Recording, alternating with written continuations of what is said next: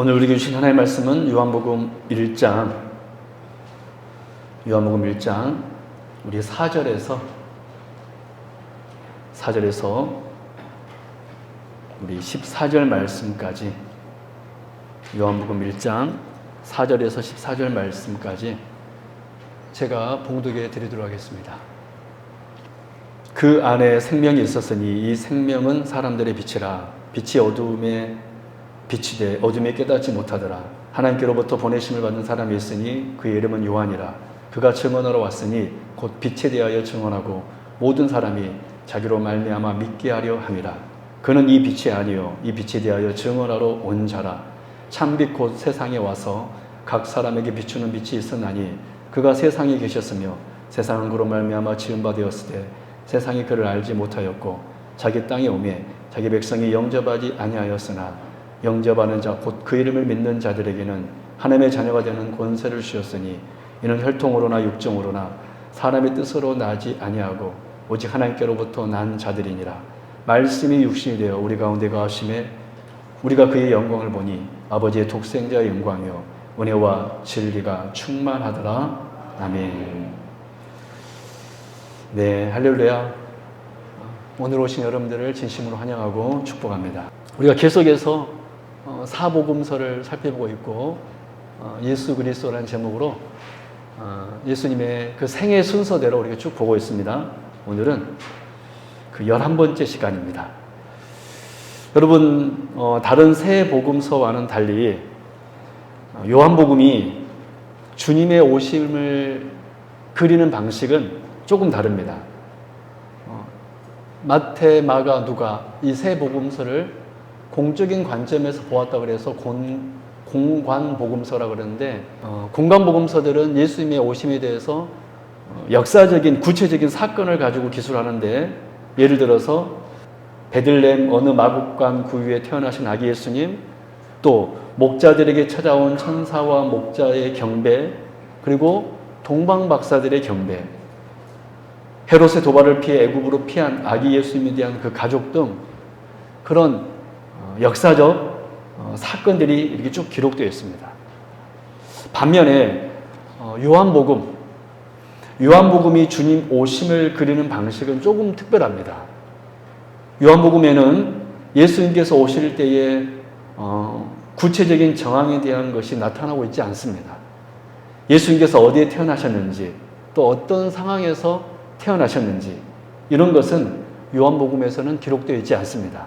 오히려 요한복음이 관심을 가지고 있는 것은 어쩌면 조금 더 내면적이고 조금 더 영적인 문제를 다루고 있습니다. 그래서 오늘 우리는 이 요한복음의 말씀을 통하여서 우리 주님께서 이 땅에 오심의 의미에 대해서 살펴보면서 다시 한번 주님께서 이 땅에 오시고 주님께서 우리 심령의 오심을 기뻐하면서 오늘 또 하나님 앞에 영광 올려드리는 저와 여러분 될 수 있기를 주님의 이름으로 축원합니다. 첫 번째, 우리 주님은 이 땅에 우리 안에 빛으로 오셨습니다. 우리 같이 한번 고백해 보도록 하겠습니다. 주님은 내 안에 빛으로 오셨습니다. 네, 우리는 계속해서 하나님께서 가장 좋아하는 것이 무엇이냐면 우리가 마음으로 신앙 고백하는 것 가장 좋아합니다. 저는 우리 성도님들이 매 예배 시간에 매 삶 속에 늘 하나님에 대한, 우리 주님에 대한 신앙 고백이 있기를 바랍니다. 우리 다시 한번 고백해 볼까요? 주님은 내 안에 빛으로 오셨습니다. 우리 오늘 본문 4절 말씀 같이 한번 볼까요? 같이 합독합니다. 시작. 그 안에 생명이 있었으니 이 생명은 사람들의 빛이라. 9절도 볼까요? 시작. 참빛 곧 세상에 와서 각 사람에게 비추는 빛이 있었나니. 그렇다면 여러분, 오늘 본문이 말하고 있는 이 빛, 이 참빛은 누구를 가리키는 것일까요? 우리 6절, 8절 제가 봉독해 드립니다. 하나님께로부터 보내심을 받은 사람이 있으니 그의 이름은 요한이라. 그가 증언하러 왔으니, 여기까지 보면은 왠지 요한이 비친 것처럼 보이죠? 그렇죠? 계속해서 읽습니다.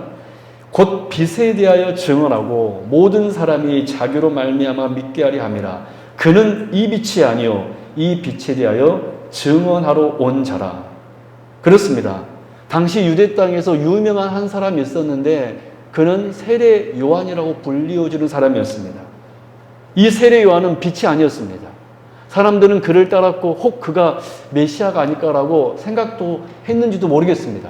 그러나 이 요한은 빛이 아니었고 이 빛에 대하여 증언하러 온 사람이었습니다.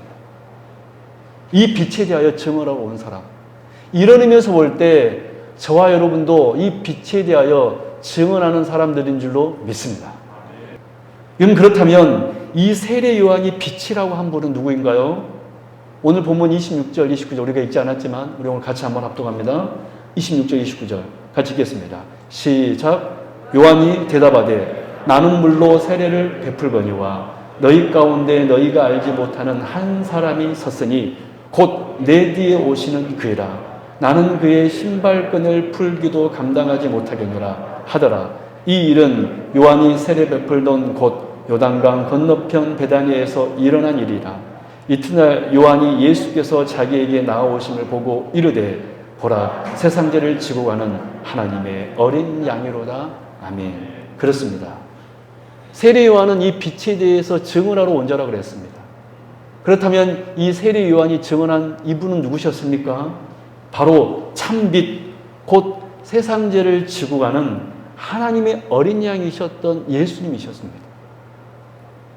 그러므로 여러분, 요한복음은 주님은 빛이시다.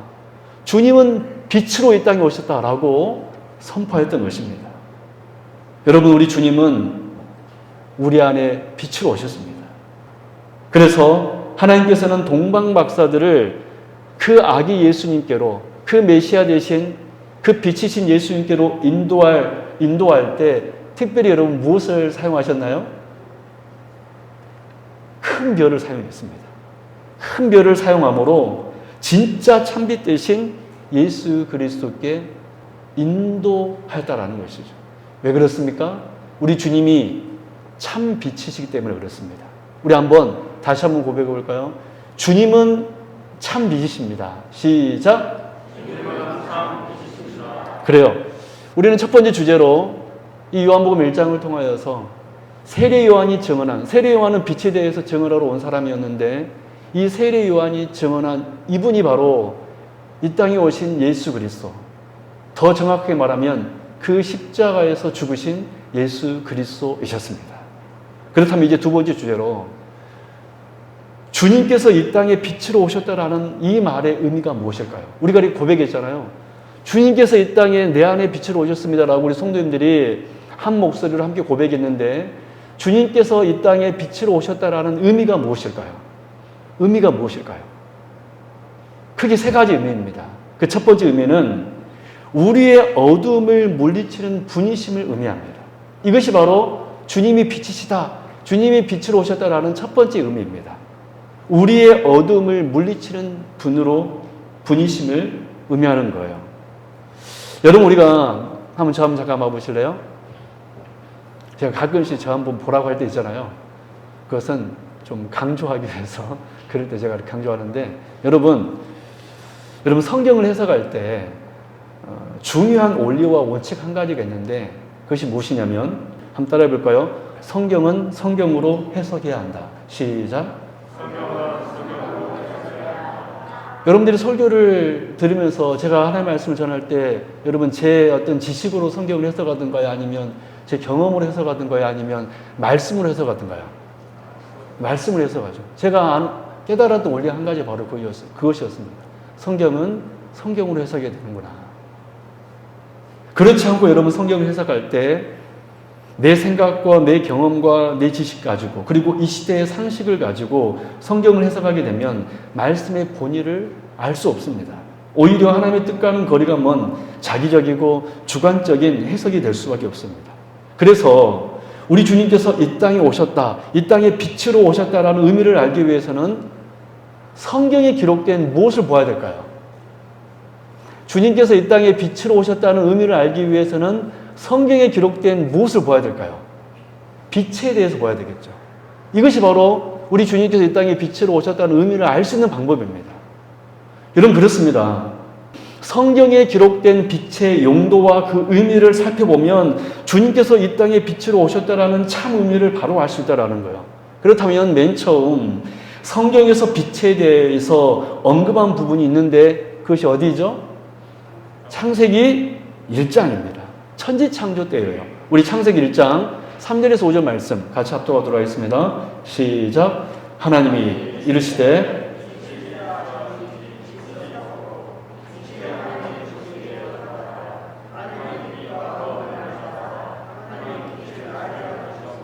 어두움을 밤으라 부르시니 저녁이 되고 아침이 되니 이는 첫째 날이니라. 아멘.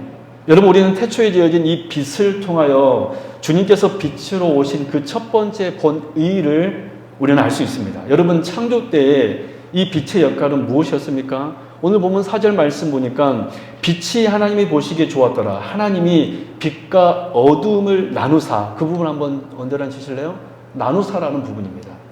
하나님이 빛과 어둠을 나누사. 여러분, 하나님께서 창조 때에 빛을 지으시고 그 빛에게 주신 역할이 무엇이었냐면 나누는 일이었습니다. 즉 어둠뿐이었던 이 세상에 빛을 두심으로, 그래서 빛을 비추게 함으로 어둠을 물러가게 하는 일이 빛의 사명이었다라는 거예요. 여러분, 창조 때의 빛의 역할은 무엇이었습니까? 어둠을 물러가게 하는 것. 이것이 바로 빛의 역할입니다. 그럼 여러분, 창조 때 이 빛의 역할을 여러분 기억하고 오늘 본문 9절 말씀을 한번 다시 한번 보십시오. 그러면 우리가 이 빛이, 우리 주님께서 빛으로 오셨다는 의미를 알 수 있습니다. 오늘 본문 9절 다시 한번 읽을까요? 시작. 참 빛 곧 세상에 와서 각 사람에게 비추는 빛이 있었나니. 무슨 말씀입니까? 참 빛이신 예수님께서 세상에 와서 각 사람에게 빛을 비추신 첫 번째 이유는 각 사람에게 있는, 바로 우리 안에 있는 어둠을 물러가게 하는 일이었습니다. 그렇습니다. 우리 주님은 그 창조 때의 빛처럼 어두움을, 우리의 죄를 물러가게 하시는 분이 바로 저와 여러분의 우리 주님이신 줄로 믿습니다. 여러분, 이것이 바로 주님이 우리에게 빛으로 오셨다는 첫 번째 의미입니다. 그러므로 우리 주님께서는 친히 당신께서 세상의 빛이라고 선언하시면서 이렇게 말씀하지 않으셨습니까? 우리 요한복음 1장 12절 같이 한번 읽어볼까요? 시작. 예수님께서 또 말씀하여 이르시되 나는 세상의 빛이라. 나를 따르는 자는 어두움에 다니지 아니하고 세상에 빛을 얻으리라. 할렐루야. 아멘. 우리 사랑하는 성도 여러분, 그러므로 어두운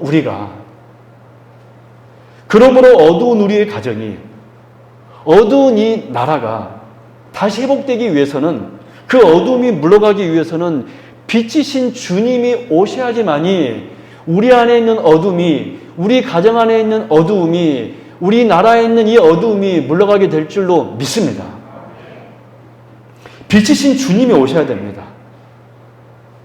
여러분, 이 시대 많은 사람들이 얼마나 우울한지 모릅니다. 늘 슬프고 늘 어둡고, 이 시대 가정이 얼마나 파괴되어 있는지 모릅니다. 늘 어둡고 늘 우울하고 늘 슬프고, 여러분, 이 나라가 얼마나 우울하고 여러분 어두운지 모릅니다. 그래서 이 어둠이 물러가기 위해서는 그 창조 때의 빛처럼, 그 창조 때 하나님께서 빛을 만드시자 어두움이 물러갔던 것처럼 우리 안에 있는 어두움이 물러가기 위해서는 빛이신 주님께서 오셔야지만이 물러가게 될 줄로 믿습니다. 이 빛의 역사가 여기 계신 저와 여러분들의 삶 속에 있기를 주님의 이름으로 축원합니다. 이제 두 번째, 이 땅에 주님께서 빛으로 오셨다는 두 번째 의미는, 그래서 여러분, 우리와 함께 하시는 분이심을 의미합니다. 주님께서 이 땅에 빛이시라는 이유는 어떤 의미냐면, 우리 주님께서는 우리와 함께하는 분이시라는 의미예요. 이게 바로 주님이 빛이시다라는 두 번째 의미입니다. 여러분, 성경에서 빛이 두 번째로 등장한 것은 언제였냐면 출애굽기 때입니다. 출애굽 때, 우리 출애굽기 13장 21절에서 22절 말씀 한번 읽어볼까요? 성경에서 빛이 두 번째로 등장할 때입니다. 같이 읽습니다. 시작. 여호와께서 그들 앞에서 가시며 낮에는 구름 기둥으로 그들을 길을 인도하시고 밤에는 불기둥으로 그들에게 비추사 낮이나 밤이나 진행하게 하시니 낮에는 구름기둥 밤에는 불기둥이 백성 앞에서 떠나지 아니하니라. 아멘. 여러분, 이스라엘 백성들이 출애굽하여 광야로 나아갔을 때 그들은 결코 혼자가 아니었습니다. 하나님께서는 낮에는 구름기둥으로 밤에는 불기둥으로 그들과 함께 늘 있으셨습니다. 여러분, 그렇습니다. 성경에서 두 번째 빛은 바로 이 출애굽 때에 등장하였습니다. 바로 불기둥이었습니다. 이 불기둥은 무엇을 상징했습니까? 하나님의 임재, 하나님의 함께 하심을 상징하는 빛이었습니다. 여러분, 또 볼까요? 우리 출애굽기 40장 34절. 우리 같이 읽을까요? 시작. 구름이 해막에 덮이고 여호와의 영광이 성막에 충만하며 38절. 낮에는 여호와의 구름이 성막 위에 있고 밤에는 불이 그 구름 가운데 있음을 이스라엘 온 족속이 그 모든 행진하는 길에서 그들의 눈으로 보았더라. 아멘. 여러분, 무슨 말씀이죠? 여러분, 출애굽 때에 이 빛은 불 구름 기둥이었는데 이 불 구름 기둥은 무엇을 상징하였습니까? 하나님의 영광을 상징하였습니다. 하나님의 영광.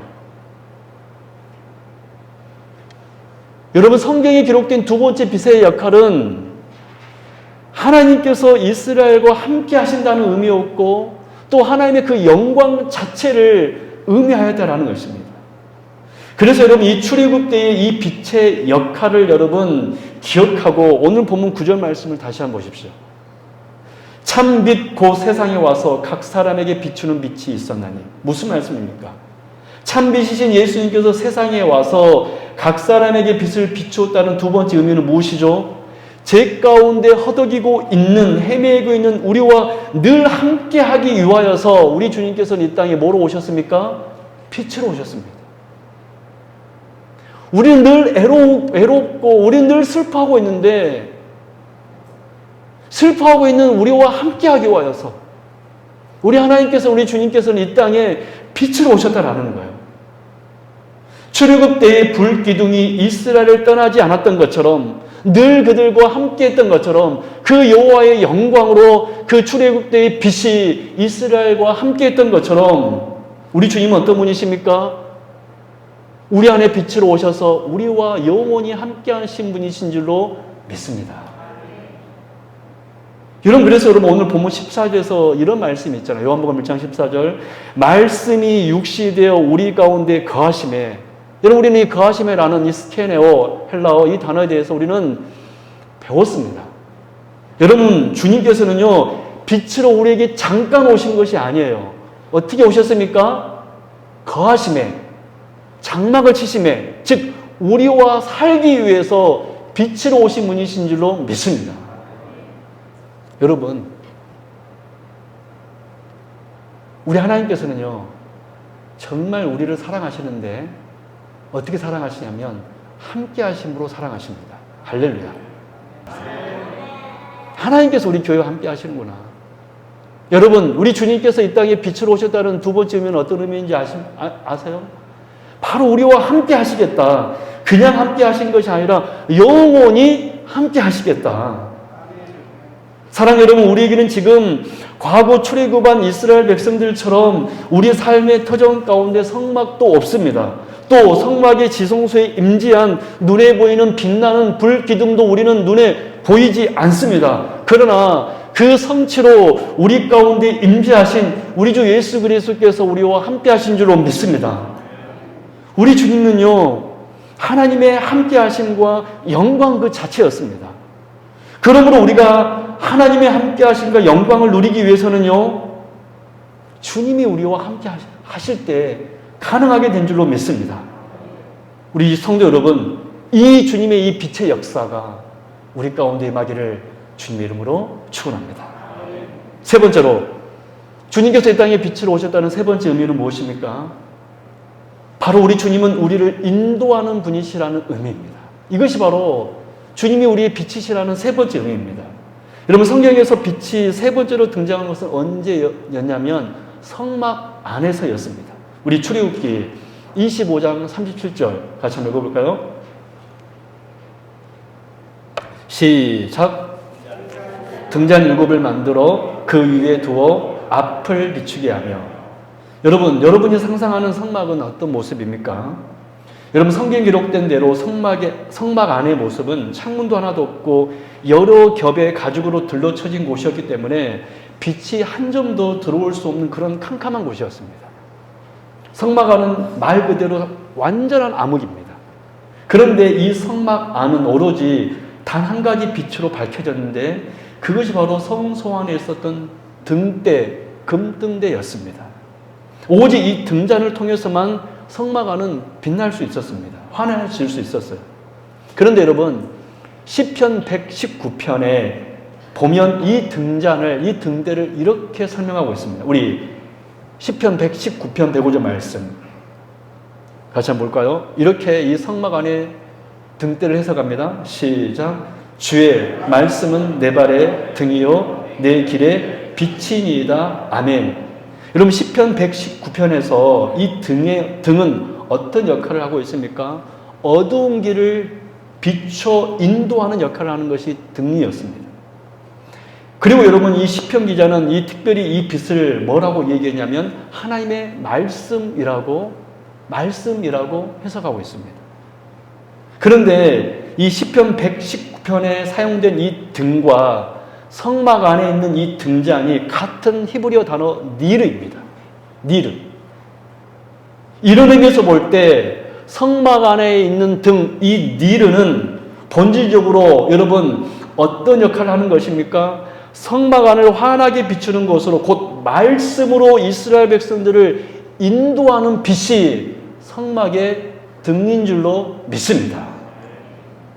이것이 바로 여러분 성막 안에서의 빛의 역할이었습니다. 이 등의 역할이었습니다. 말씀으로 이스라엘을 인도한다는 것을 보여주기 위해서 하나님께는 성막 안에 등 하나를 두었던 것입니다. 이 빛의 성막 안에 이 빛의 역할을 여러분 생각하면서 기억하면서 오늘 본문 9절 말씀을 다시 한번 보십시오. 참빛 곧 세상에 와서 각 사람에게 비치는 빛 니르가 있었나니. 무슨 말씀입니까? 참빛인 예수님께서 세상에 와서 우리에게 빛을 비추신 세 번째 이유는 무엇이냐면 말씀으로 우리를 인도하기 위함이었습니다. 성막 안에서 등이 이스라엘을 인도하는 빛이었듯이 우리 주님이 이 땅에 빛으로 우리 안에 빛으로 오셨다는 세 번째 의미는 말씀으로 우리를 인도하시는 분이시라는 거예요. 그러므로 우리가 이 어두운 세상에 주님의 인도하심을 받으려면 어떻게 해야 됩니까? 참 빛인 하나님의 말씀을 늘 우리는 들어야 돼요. 그 들은 말씀을 순종하며 살아갈 때 우리는 주님의 길로 바로 똑바로 걸어갈 수 있다는 사실입니다. 그래서 우리 하나님께서는 당신의 종들에게 늘 이런 말씀을 자주 했습니다. 여호수아 1장 7절 8절 제가 봉독해 드립니다. 오직 강하고 극히 담대하여 나의 종 모세가 내게 명령한 그 율법을 다 지켜 행하고 우로나 좌로나 치우치지 말라. 그리하면 어디로 가든지 형통하리니 이 율법책을 내 입에서 떠나지 말게 하며 주 야로 그것을 묵상하여 그 안에 기록된 대로 다 지켜 행하라. 그리하면 내 길이 평탄하게 될 것이며 내가 형통하리라. 아멘. 그렇습니다. 우리 주님은 빛으로 오셨는데 이 빛으로 오셨다는 세 번째 의미는 말씀은 우리를 인도한다는 의미입니다. 그래서 우리가 이 말씀으로 우리가 인도받기 위해서는 늘 우리는 주야로 그 말씀을 묵상해야 되고 그 말씀을 지키려고 예를 쓰는 사람이 될 때 우리는 하나님 나라로 바로 인도받을 줄로 믿습니다. 이 빛의 역사가 저와 여러분들 삶 속에 있을 수 있기를 주님의 이름으로 축원합니다. 이제 마지막으로 결론을 말씀드리겠습니다. 그런데 이 빛이 왔을 때, 이 빛이 이 세상에 임했을 때 사람들의 반응은 어떠했을까요? 우리 주님은 분명히 빛으로 오셨는데 사람들의 반응은 어떠했을까요? 여러분, 우리 9절 11절 말씀 같이 한번 합독합니다. 시작. 참빛 곧 세상에 와서 각 사람에게 비추는 빛이 있었나니 그가 세상에 계셨으며 세상은 그로 말미암아 지은 바 되었으되 세상이 그를 알지 못하였고 자기 땅에 오매 자기 백성이 영접하지 아니하였으나. 여러분, 너무나 놀랍고 놀랍고도 당혹스러운 장면 아닙니까? 우리 주님께서는 빛으로 오셔서 우리의 어둠을 물러가게 하기 위하여서, 우리와 영원히 함께하기 위하여서, 우리를 말씀으로 인도하기 위하여서, 그 하나님 나라로 인도하기 위하여서 빛으로 오셨는데, 정작 빛이신 주님께서 이 땅에 오셨을 때 사람들은 어떻게 반응했습니까? 알지 못하였고 영접하지 아니하였습니다. 너무나 놀랍고 당혹스러운 일입니다. 이런 이사야 선지자는 이사야 1장 3절에서 이렇게 얘기했습니다. 소는 그 임자를 알고 나귀는 그 주인의 구유를 알건만은 이스라엘은 알지 못하고 나의 백성은 깨닫지 못하는도다. 이 시대 많은 사람들이요, 예수님이 구원자라고 믿지 않습니다. 세상 사람들은 자기가 빛이고 자기가 자기 인생을 개척해 나가고 자기가 이 세상의 주인이라고 말하면서 그 빛이신 예수님을 배척합니다. 소도 그 주인도 알고 말도 구유를 아는데, 이 이스라엘은, 하나님의 백성이라고 하는 이 이스라엘은 어떻게 했습니까? 깨닫지 못하였다고 기록하고 있습니다. 심지어 그들은 어떻게 했습니까? 예수님을 잡아서 십자가에 못 박아 죽이기까지 하였던 사람들이 바로 당시 이스라엘이었습니다. 하지만 참 감사하게도요, 오늘 요한복음 1장은 이 11절로 끝나지 아니하고 12절에서 이렇게 말씀합니다. 우리 같이 한번 읽어볼까요? 시작. 그러나 영접하는 자, 곧 그 이름을 믿는 자들에게는 하나님의 자녀가 되는 권세를 주셨으니. 할렐루야. 이 세상 많은 사람들은 이 빛을 거부하는데, 하나님께서는 이 빛을 영접할 사람을 이 12절 말씀을 통하여서 두셨는데, 여러분, 그들이 여러분 누구입니까? 여러분, 그들이 누구이죠? 바로 여기에 계신 저와 여러분들인 줄로 믿습니다. 여러분, 그래서 우리는 참으로 복을 받은 사람이에요. 사람들은 이 빛을 지금도 거부하고 이 빛을 모욕하는데, 그러나 우리는 하나님께서 우리에게 빛으로 임해 주셔서, 할렐루야, 우리는 그 빛을 영접할 수 있는 은혜를 주셨습니다. 참 빛이신 주님께서 우리에게 비추어서 세상의 빛이 된 우리가 이제 어두운 세상의 빛의 자녀로 살 수 있게 해 주셨다라는 거예요. 여러분, 이 얼마나 놀라운 복이고 은혜입니까? 그래서 여러분, 사도 바울은 에베소서 5장 8절에서 이렇게 말씀했습니다. 우리가 이 말씀을 같이 한번 마지막으로 합독하고 오늘 말씀 마치도록 하겠습니다. 같이 한번 합독할까요? 에베소서 5장 8절 시작. 너희가 전에는 어둠이더니 이제는 주 안에서 빛이라. 빛의 자녀들처럼 행하라. 우리 사랑하는 성도 여러분, 빛의 자녀들처럼 행할 수 있는 저와 여러분 될 수 있기를 바랍니다. 이제 우리는 어둠이 아닙니다. 여러분들은 예수 그리스도를 주라고 영접한 빛이신 줄로 믿습니다. 여러분, 빛의 자녀처럼 내 옆에 사람들을 사랑하고 빛의 자녀처럼 온전히 주께 영광 올려드리는, 여기 계신 모든 빛이 될 수 있는 그런 은혜가 있기를 주님의 이름으로 축원합니다. 기도하겠습니다.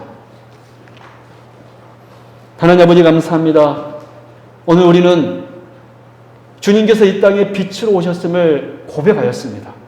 주님께서 우리에게 빛으로 오셨다는 것은 우리 안에 있는 죄와 어둠을 물러가기 위하여서, 물리치기 위하여서 이 땅에 오셨고, 우리에게 오셨고, 주님께서 이 땅에 빛으로 오셨다는 것은 우리와 영원히 함께하기 위하여서 주님께서는 영광으로 임하셨고, 주님께서 우리에게 빛으로 오셨다는 의미는, 주여, 우리와 정말로 말씀으로 우리를 인도하기 위하여서 오신 줄로 믿습니다. 빛의 자녀가 되었으니 빛의 자녀처럼 행할 수 있는 저희들이 되게 하여 주옵소서. 감사드리며 거룩하신 예수 그리스도 이름으로 간절히 기도드립나이다. 아멘.